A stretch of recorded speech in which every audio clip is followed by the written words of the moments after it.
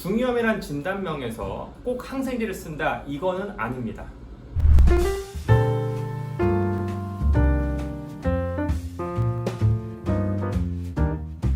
안녕하십니까. 숨길을 열어주는 이비인후과 전문의 배성호입니다. 오늘은 항상 제가 코 얘기를 하는데 잠시 중이염 얘기를 잠깐 궁금해하시는 분이 있어서 하고 넘어가도록 하겠습니다.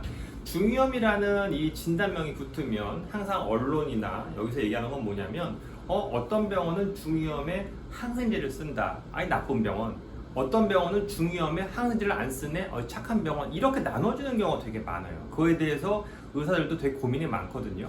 그러니까 이 일반인들의 느낌은 뭐냐면 항생제를 쓰면 이 병원은 되게 독한 약 갖다가 주는 것 같다. 특히 애들이 중이염 있을 때 항생제를 써? 야, 이건 나쁜 병원이구만.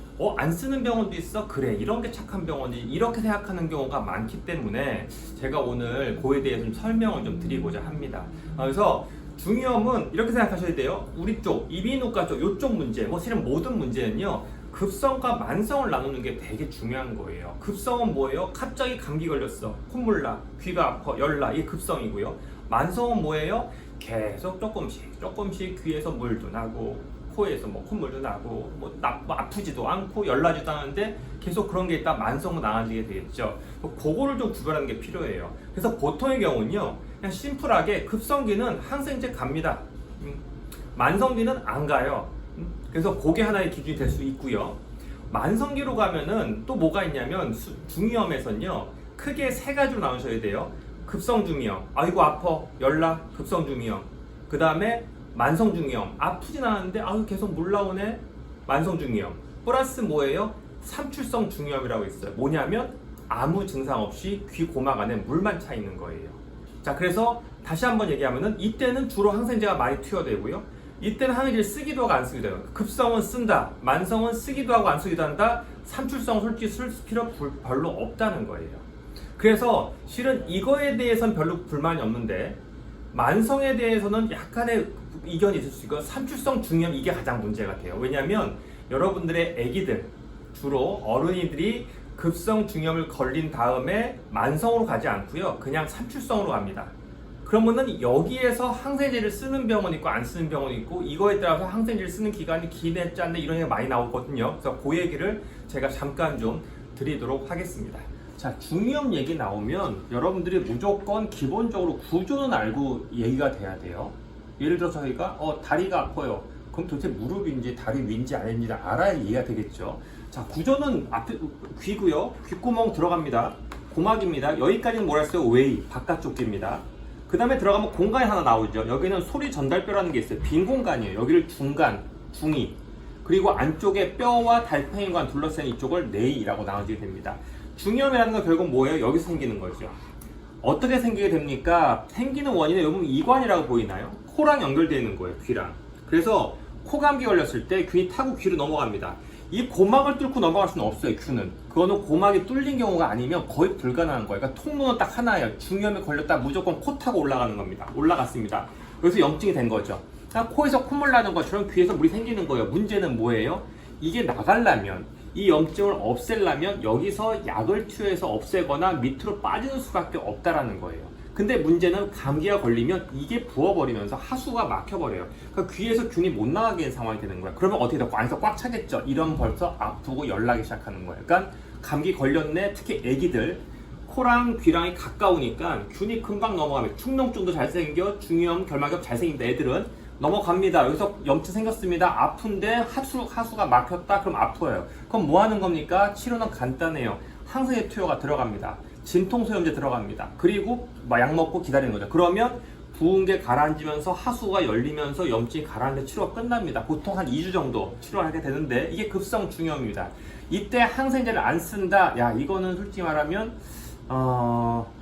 글쎄 뭐라 그럴까, 틀리는 건 아니에요. 왜냐하면 그러고도 나을 수도 있어요. 사람이라는 게 면역이라는 게 있기 때문에 나을 수 있는데, 그러다가 만성화가 되면 그럼 굉장히 괴로워지는 거예요. 그러니까 조기에 잡는 게 속편한 거예요. 그러니까 급성 중이염에 저희 병원은 항생제 안 씁니다 하는 병원은 솔직히 말하면 없을 거예요. 그러면 잘못하면 큰일 나거든요. 자, 어떻게 큰일 나느냐? 옆으로 번지게 되겠죠. 옆으로 번지면 뭐예요? 주변에 뼈로 가는 거예요. 그러니까 이빨이 썩었는데 놔두는 거야. 그럼 뭐예요? 잇몸까지 썩어버리는 거예요. 그게 만성중이염이에요. 그러니까 급성중이염은 빈 공간만, 만성중이염은 어떻게 옆으로 퍼져요. 그래서 어떻게 주변에 뼈까지 염증이 전달이 돼요. 이거는 그 다음에는 대책이 약을 먹어요. 급성중이염 약 먹고 한 2주, 3주 안에 끝난다요. 만성중이염은 여기서 뼈에서 염증이 계속 나왔다, 줄었다, 나왔다, 줄었다, 계속 이거 반복합니다. 그러면서 어떻게 해요? 염증이 너무 오래되면 고막을 뚫어버려요. 그러면서 바깥쪽으로, 고막 밖으로 이제 고름이 나오기 시작합니다. 만성중이염 된 겁니다. 이때는 치료는 기본적으로는 항생제를 투여하는데 문제는 뭐예요? 한 달 쓰고 2달 써도 안 낫게 되는 경우가 되게 많아요. 그럼 뭐 약 먹었다가 말았다 결국 그렇게 다 어떻게 하겠어요? 수술적 방법으로 가야 돼요. 수술적 방법으로 가게 되면 복잡해집니다. 왜 그러냐면 고막 막힌 것만 해결할 게 아니라 주변에 있는 뼈까지 다 긁어내야 돼요. 근데 그 염증이 오래되게 되면 소리 전달뼈까지 다 녹여버려요. 그러면은 소리 잘 안 들려. 그럼 그걸 또 만들어주는 다리를 다시 또 만들어야 돼. 솔직히 말하면 복잡해집니다. 그래서 오늘은 그 복잡한 얘기를 할 게 아니라 만성화가 진행되면 고막도 뚫리고 아마도 수술하게 되면 수술 범위가 클 거라는 건 알고는 계셔야 됩니다. 오늘 포인트는 그게 아니라 급성에서 삼출성 중이염으로 넘어가는 상황입니다. 뭐냐면 이 하수가, 염증은 다 가라앉았어요. 안 아파요. 근데 하수가 딱 막혀버리는 겁니다. 그러면 뭐예요? 여기에 있는 물이 못 내려갑니다. 못 내려가면 그냥 고이게 되는 거죠. 근데 얘가 염증은 아니야. 그러니까 무슨 말이냐면 콧물이 나왔는데 누런 코가 아니라 맑은 코가 계속 나와. 맑은 코가 고여있는 거예요. 삼출성 중이염이라고 합니다. 그럼 이게 고민인 거예요. 그래서 항생제를 쓸 거냐 말 거냐 솔직히 말하면 답이 없다가 정답입니다.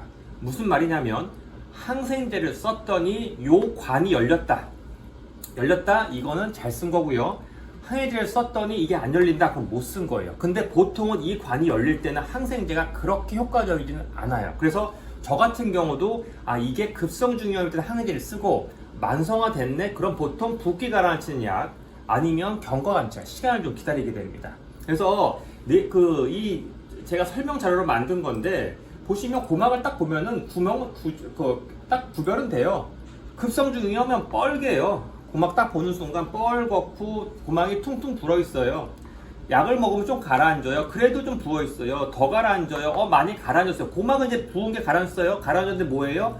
투명도가 떨어져요. 안에 물 찬 것처럼 딱 보여요. 갈색이나 노란색 고막이 보여요. 그러면은 삼출성 중이염. 그 다음부터는 항생제를 쓸지 말지는 의사의 노하우와 자기 철학에 따라 좀 달라집니다.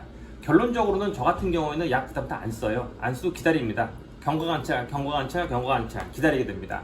문제는 뭐예요? 그냥 좋아지면 좋은데 안 좋아진다가 고민이죠. 안 좋아지면 여기다가 약을 그다음에 다시 쓰게 되거나 아니면 조작을 합니다. 뭘 해요? 환기관이라고 여기다 튜브를 넣어요. 무슨 말이냐면 바깥쪽으로, 고막의 튜브를 해서 바깥쪽으로, 아까 말했지만 뭐예요? 이렇게 못 나간단 말이죠. 귀에서 코로 못 나간다. 그럼 뭐예요? 이거를 못 나가니까 바깥쪽으로 물을 빼준다. 일부러 고막에다가 튜브를 넣어가지고 바깥으로 물을 빼주는 하수구를 옆에다 만든다는 거예요. 이렇게 애들은 이런 일을 갖다가 꽤 많이 하게 돼요. 그러니까 급성 중이염에서 만성으로 가지 않고 보통 삼출성 중이염으로 갑니다. 그럼 거기다가 이런 항생제를 먹을까 말까 이런 약들을 써보다가 안 되면 이런 환기관으로 간다는 건데, 이 환기관도 솔직히 말하면 또 좋은 건 아니에요. 왜냐하면 마지못해 하는 거죠. 왜냐하면 고막에 구멍을 뚫어놓으면 이 고막 부분이 나중에 환기관을 뺐을 때 약해져요.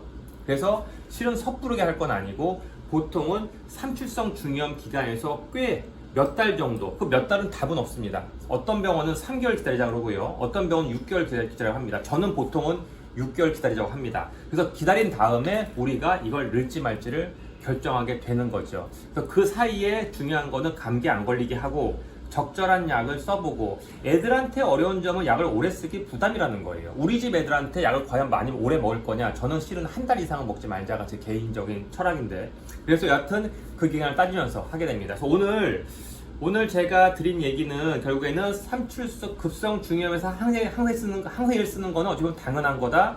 삼출성 중이염에서 항생제 쓰는 건 솔직히 선택사항이 될 수 있다. 항생제를 쓰고 안 쓰고가 이 병원이 좋은 병원이나 나쁜 병원이냐, 독한 약이냐 아니냐를 구별하는 기준은 아니다라는 거 정도만 알기를 바라는 마음입니다. 감사합니다.